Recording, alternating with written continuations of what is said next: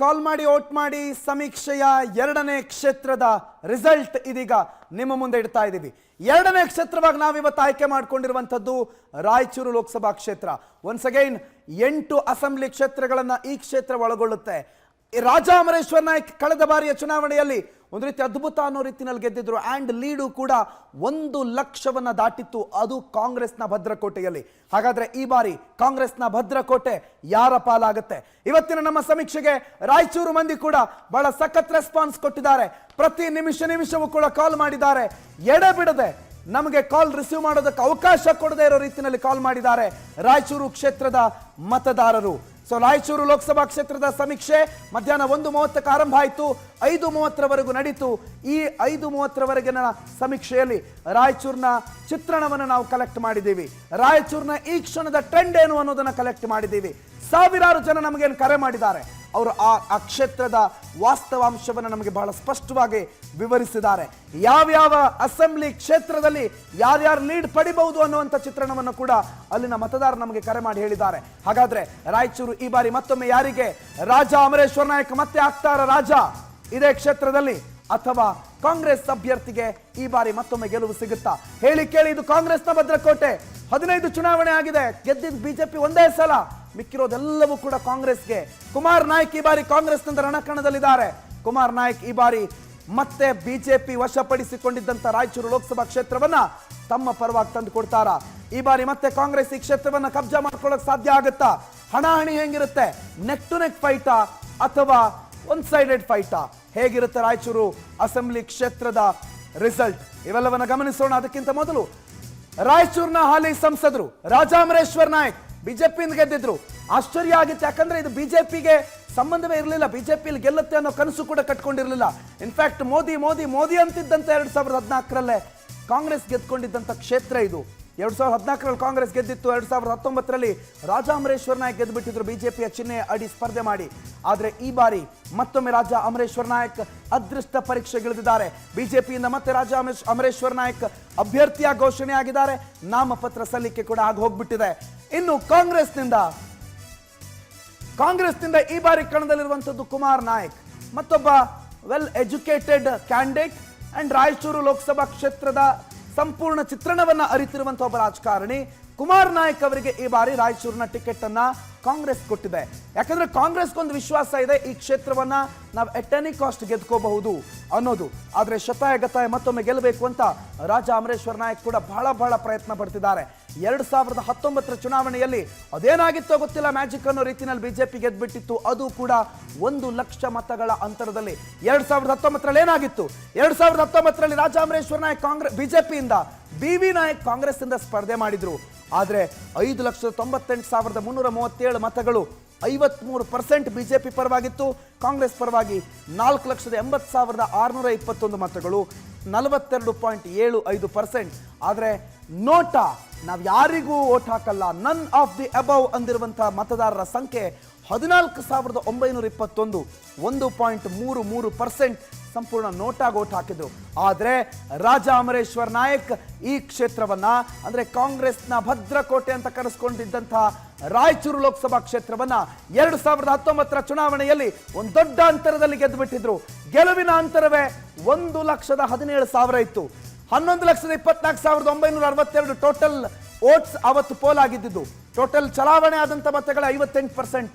ಆದ್ರೆ ಆ ಪೈಕಿ ಬಿಜೆಪಿಯ ಅಭ್ಯರ್ಥಿ ಪಡೆದಿದ್ದಂತ ಮತಗಳು ಆಲ್ಮೋಸ್ಟ್ 6 ಲಕ್ಷ, ಕಾಂಗ್ರೆಸ್ನ ಅಭ್ಯರ್ಥಿಗಿಂತ 1,17,716 ಮತಗಳ ಅಂತರ. ಅಷ್ಟು ಹೆಚ್ಚಿನ ಮತಗಳನ್ನ ರಾಜಾ ಅಮರೇಶ್ವರ ನಾಯ್ಕ್ ಕಳೆದ ಬಾರಿಯ ಚುನಾವಣೆಯಲ್ಲಿ ಗೆದ್ಕೊಂಡ್ಬಿಟ್ಟಿದ್ರು. ಸೊ ಕಳೆದ ಬಾರಿಯ ಚುನಾವಣೆ ಬಿಜೆಪಿಗೆ ಒಂದು ರೀತಿ ಇಲ್ಲಿ ಒಂದು ಸಸ್ಪೆನ್ಸ್ ಆದಂತ ಗೆಲುವನ್ನ ಕೊಟ್ಟಿತ್ತು, ಎಕ್ಸ್ಪೆಕ್ಟ್ ಮಾಡದೇ ಇದ್ದಂತ ಗೆಲುವನ್ನ ಕೊಟ್ಟಿತ್ತು. ಆ ಗೆಲುವು ಈ ಬಾರಿ ಮುಂದುವರಿಯುತ್ತಾ? ಆ ಗೆಲುವಿಗೆ ಈಗ ಬಿಜೆಪಿಗೆ ಏನೇನು ಬೇಕಾಗಿದೆ? ಮೊದಲಿಗೆ ಇಲ್ಲಿನ ಸಮೀಕರಣ, ಟೋಟಲ್ ನಂಬರ್ ಆಫ್ ವೋಟರ್ಸ್, ಒಟ್ಟು ಮತದಾರರ ಸಂಖ್ಯೆ ಇಲ್ಲಿರೋದು 19,91,218. ಆ ಪೈಕಿ ಪುರುಷರು 9,85,675, ಮಹಿಳೆಯರು 10,05,246. ಮಹಿಳಾ ಪ್ರಾಬಲ್ಯ ಇರುವಂತಹ ಈ ಕ್ಷೇತ್ರ ರಾಯಚೂರು ಕ್ಷೇತ್ರ. ಹಾಗಾದ್ರೆ ಇಲ್ಲಿನ ಜಾತಿ ಲೆಕ್ಕಾಚಾರ ಏನು? ಜಾತಿ ಸಮೀಕರಣ ಏನು ಹೇಳುತ್ತೆ? ಯಾವ ಜಾತಿ? ಲಿಂಗಾಯತ 3,80,000, SC/ST 6,13,972, 6,13,972, ಕುರುಬರು 3,15,269, ಮುಸ್ಲಿಮರು ಒನ್ಸ್ ಅಗೇನ್ 3,13,298, ಲಿಂಗಾಯತರು ಆಲ್ಮೋಸ್ಟ್ ಎಲ್ಲ ಇಲ್ಲಿರುವಂಥ ಪ್ರಬಲ ಜಾತಿಗಳೆಲ್ಲರೂ ಕೂಡ 3 lakh minimum 3 lakh vote share ಅನ್ನು ಹೊಂದಿದ್ದಾರೆ. ಆದರೆ SC/ST 6.5 ಲಕ್ಷ ಮತಗಳನ್ನು ಹೊಂದಿದೆ. ಹಾಗಾಗಿ ಇಲ್ಲಿ ಈ ಕ್ಷೇತ್ರದಲ್ಲಿ ಗೆಲ್ಲಬೇಕು ಅಂತಂದ್ರೆ ಆ ವ್ಯಕ್ತಿ ಪರಿಶಿಷ್ಟ ಜಾತಿ ಪರಿಶಿಷ್ಟ ಪಂಗಡಕ್ಕೆ ಸೇರಿರಬೇಕಾಗತ್ತೆ. ಇಲ್ಲಿನ ಈ ಕ್ಷೇತ್ರವನ್ನ ಗೆದ್ದು ಕೊಡುವಂತಹ ಕನ್ಸಿಡರಬಲ್ ವೋಟ್ಸ್ ಕೂಡ SC/ST ಸಮುದಾಯ ಹೊಂದಿಕೊಂಡಿದೆ. ಹಾಗಾಗಿ ಹಿಂದುಳಿದ ವರ್ಗ SC/ST ಸಮುದಾಯ ಯಾರ ಪರವಾಗಿ ನಿಲ್ಲುತ್ತೋ ಅವರಿಗೆ ಈ ಬಾರಿ ಇಲ್ಲಿನ ಗೆಲುವು ಕಟ್ಟಿಟ್ಟ ಬುತ್ತಿ ಅಂತ ಹೇಳಿದ್ರೆ ತಪ್ಪಲ್ಲ. ಹಾಗಾದ್ರೆ ರಾಜಾ ಅಮರೇಶ್ವರ್ ನಾಯಕ್ ಕಳೆದ ಬಾರಿ ಈ ಕ್ಷೇತ್ರವನ್ನ ಗೆದ್ದಷ್ಟೇ ಈಸಿ ಆಗಿರುತ್ತೆ ಈ ಕ್ಷೇತ್ರ. ಬಿಜೆಪಿಗೆ ಇಲ್ಲಿ ಈಗಲೂ ಮತ ಹಾಕೋದಕ್ಕೆ ಕಾರಣಗಳೇನು, ಬಿಜೆಪಿಯ ಪ್ಲಸ್ಗಳೇನು? ಬಿಜೆಪಿಯ ಪ್ಲಸ್ ನೋಡ್ತಾ ಹೋದ್ರೆ 3ನೇ ಬಾರಿಯೂ ಮೋದಿ ಅಲೆ ವರ್ಕೌಟ್ ಆಗೋ ವಿಶ್ವಾಸ ಇದೆ. ರಾಜಾ ಅಮರೇಶ್ವರ್ ನಾಯಕ್ ಕಳೆದ ಬಾರಿ ನಾನು ಗೆದ್ದಿದ್ದೀನಿ, ಈ ಬಾರಿ ನಾನು ಗೆಲ್ತೀನಿ, ಯಾಕಂದ್ರೆ JDS ನ ಬೆಂಬಲ ಕೂಡ ಇದೆ ಅಂತ ಹೇಳ್ತಿದ್ದಾರೆ. JDS ಮೈತ್ರಿ ವೆರಿ ವೆರಿ ಇಂಪಾರ್ಟೆಂಟ್. ಏನ್ ಗೊತ್ತಾ, ಜನಾರ್ದನ್ ರೆಡ್ಡಿ ಅವರ ಪಕ್ಷ ವಾಪಸಾತಿ. ಕೊನೆ ಕ್ಷಣದಲ್ಲಿ ಟಿಕೆಟ್ ಗಿಟ್ಟಿಸ್ಕೊಂಡಿದ್ರು ಕೂಡ ಜನಾರ್ದನ್ ರೆಡ್ಡಿ ಬಿಜೆಪಿಗೆ ಬಂದಿರೋದು ಇಲ್ಲಿ ಬಿಜೆಪಿಗೆ ಆನೆ ಬಲ ತಂದು ಕೊಟ್ಟಂಗೆ ಕಾಣ್ತಾ ಇದೆ. ಸೊ ಜನಾರ್ದನ್ ರೆಡ್ಡಿ ಅವರ ಮರು ಸೇರ್ಪಡೆ ರಾಜಾ ಅಮರೇಶ್ವರ್ ನಾಯಕ್ ಅವರ ಗೆಲುವಿಗೆ ಬಹಳ ಪೂರಕವಾದಂಥ ಅಂಶ. ಆದ್ರೆ ಅದು ಎಷ್ಟರ ಮಟ್ಟಿಗೆ ವರ್ಕೌಟ್ ಆಗುತ್ತೆ ಅನ್ನೋದು ಇಲ್ಲಿ ಮ್ಯಾಟರ್ ಆಗುತ್ತೆ. ಯಾಕಂದ್ರೆ ಹೇಳಿ ಕೇಳಿ ಇದು ಕಾಂಗ್ರೆಸ್ನ ಭದ್ರಕೋಟೆ. ಹಾಗಾಗಿ ಬಿಜೆಪಿ ಸಾಮಾನ್ಯವಾಗಿ ಒಂದಿಷ್ಟು ಮೈನಸ್ಗಳನ್ನು ಹೊಂದಿರುತ್ತೆ. ಆ ಮೈನಸ್ಗಳೇನು ಅನ್ನೋದು ನೋಡ್ತಾ ಹೋಗೋಣ. ಹೇಳ್ಕೊಳ್ಳುವಂತ ಕೆಲಸ ಏನು ಮಾಡಿಲ್ಲ. ಒಂದ್ ಕಡೆನಲ್ಲಿ ಬಿಜೆಪಿಯಿಂದ ಇವರು ಅಭ್ಯರ್ಥಿ ಅಂದಿದ ತಕ್ಷಣ ಬಿಜೆಪಿಯ ಹಾಲಿ ಮತ್ತು ಮಾಜಿಗಳೇ ಬೇಡ ಅವರು ಅಂತಂದ್ರು. ಬಿಜೆಪಿಯ ಬಣ ರಾಜಕೀಯ ಎಷ್ಟರ ಮಟ್ಟಿಗಿದೆ ಅಂತಂದ್ರೆ ಇಲ್ಲಿ ಬಿಜೆಪಿನ ಸೋಲ್ಸೋದಕ್ಕೆ ಬಿಜೆಪಿನೇ ಸಾಕು ಅಂತ ಒಡಕ್ಕಿದೆ. ಇನ್ನು ಮೈತ್ರಿ ಅಂತಂದ್ರೆ ಇಲ್ಲಿನ JDS ಕಾರ್ಯಕರ್ತನ ಒನ್ಸ್ ಅಗೇನ್ ಇದು ಹೈಕಮಾಂಡ್ ಮೈತ್ರಿ, ತಳಮಟ್ಟದ ಕಾರ್ಯಕರ್ತನ ಮೈತ್ರಿ ಅಲ್ಲ. ಹಾಗಾಗಿ ಇಲ್ಲಿನ JDS ಯಾವ ರೀತಿ ಬಿಜೆಪಿ ಪ್ಲಸ್ ಆಗುತ್ತೆ ಅಥವಾ ಬಿಜೆಪಿ ವೋಟ್ ಬರುತ್ತೆ ಅನ್ನೋದನ್ನ ಕಾದ್ ನೋಡಬೇಕು. ಆದ್ರೆ ಇಲ್ಲಿನ ಮೈತ್ರಿ ವಿಚಾರದಲ್ಲಿ ಇನ್ನೂ ಕೂಡ ಸಮನ್ವಯತೆ ಸಾಧಿಸೋದಕ್ಕೆ ಬಿಜೆಪಿ ಕೈಯಲ್ಲಿ ಆಗಿಲ್ಲ. ಅದು ಬಿಜೆಪಿಯ ಮೈನಸ್. ಹಾಗಾದ್ರೆ ಕಾಂಗ್ರೆಸ್ ಭದ್ರಕೋಟೆ, ಇದು ಕಾಂಗ್ರೆಸ್ಗೆ ಪ್ಲಸ್ಗಳೇ ರಾಶಿ ಬಿದ್ದಿವೆ. ಅದರಲ್ಲೂ ಅಧಿಕಾರದಲ್ಲಿದೆ, ಗ್ಯಾರಂಟಿ ಯೋಜನೆಗಳ ಅನುಷ್ಠಾನ ಮಾಡಿದ್ದಾರೆ, 10 ಲಕ್ಷ ಮಹಿಳೆಯರಿದ್ದಾರೆ. 10 ಲಕ್ಷ ಮಹಿಳೆಯರಲ್ಲಿ ಬಹುಪಾಲು ಮಹಿಳೆಯರಿಗೆ ಗೃಹಲಕ್ಷ್ಮಿ ಗೃಹಜ್ಯೋತಿ ಎಲ್ಲ ಫೆಸಿಲಿಟಿಗಳು ಸಿಗ್ತಾ ಇದೆ. ವಿಧಾನಸಭಾ ಚುನಾವಣೆಯನ್ನು ಕೂಡ ಅವ್ರು ಹಂಗೆ ಗೆದ್ಕೊಂಡ್ರು. ಹಾಗಾಗಿ ಕಾಂಗ್ರೆಸ್ ಕಾರ್ಯಕರ್ತರಲ್ಲಿ ಒಂದು ಹುಮ್ಮಸ್ಸಿದೆಯಲ್ಲ, ನಾವು ಗೆದ್ದು ಬಿಡ್ತೀವಿ, ನಮ್ಮ ಗೆಲುವು ಬಹಳ ಸುಲಭ ಅಂತ, ಅದೇ ಅವರನ್ನ ಗೆಲುವಿನ ಅಂಚಿನವರೆಗೂ ಕರ್ಕೊಂಡೋಗಿ ಬಿಡುತ್ತೆ. ಇನ್ನೇನು ಲಾಸ್ಟ್ ಮೊಮೆಂಟ್ ಫೈಟ್ ಇದೆಯಲ್ಲ ಅದನ್ನ ಕಾರ್ಯಕರ್ತರು ಮತ್ತು ಅಭ್ಯರ್ಥಿ ಸೇರ್ ಮಾಡಬೇಕಾಗತ್ತೆ.